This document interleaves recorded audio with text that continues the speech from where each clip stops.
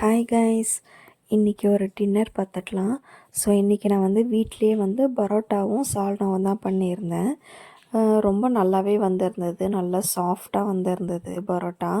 அதுக்கு வந்து சில டிப்ஸ் மட்டும் நான் சொல்கிறேன், அது மட்டும் நீங்கள் பண்ணுங்கள். இதே மாதிரி கடைகளில் கிடைக்கிற மாதிரி நமக்கு சூப்பராக கிடச்சிரும். அதுக்கு சைட் டிஷ் பார்த்திங்கன்னா நான் வந்து சால்னா பண்ணியிருக்கேன், எம்டி சால்னா தான் பண்ணியிருந்தேன். இது பார்த்திங்கன்னா வீட்டிலே வந்து நம்ம செய்கிறதுனால மாவு வந்து ஈவினிங் போலவே நான் வந்து பிணைஞ்சி வச்சுட்டேன்.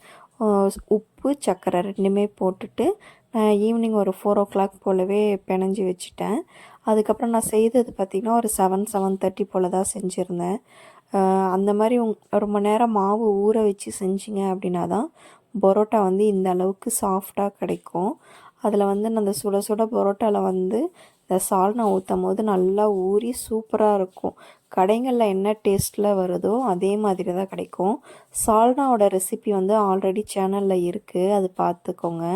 ஸோ அதே மாதிரி கடைகளில் கிடைக்கிற மாதிரி நிறைய லேயர் வச்சு பரோட்டா வந்து ஈஸியாக நான் சொல்கிறேன். நம்ம வீசலாம் வேண்டாம், நம்ம கடைகள்லாம் வீசுவாங்களே அந்த மாதிரி வீசாமல் ஈஸியாகவே செய்யலாம். ஸோ இந்த மாதிரி பெருசாக ஃபஸ்ட்டு நல்லா தேய்ச்சிக்கோங்க. என்கிட்ட பெரிய பூரிக்கட்டை இல்லை, அதனால் நான் இந்த மாதிரி தட்டு யூஸ் பண்ணியிருக்கேன். இந்த மாதிரி ஃபுல்லாக பெருசாக தேய்ச்சிட்டு 2 பக்கமும் மடிச்சிக்கலாம். ஸோ 2 பக்கமும் நல்லா மடிச்சுட்டு இதை அப்படியே ரோல் பண்ணிக்கணும். ரோல் பண்ணிவிட்டு அது சென்டரில் ஒரு பாயிண்ட் மாதிரி வச்சுட்டு இதை வந்து அப்படியே 2ஆக மடிச்சுக்கணும். 2ஆக மடிச்சுட்டு ரொம்ப அழுத்தக்கூடாது, ஏன்னா அந்த லேயர் எல்லாமே ஒட்டிக்கும்.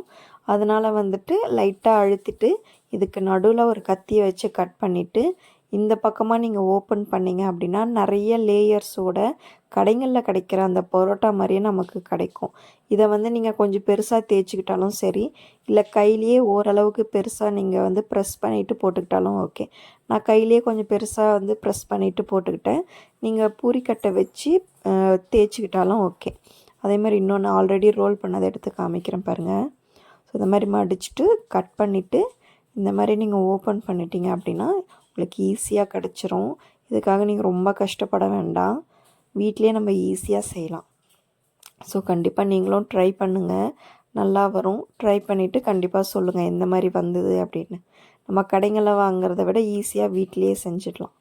தேங்க்யூ.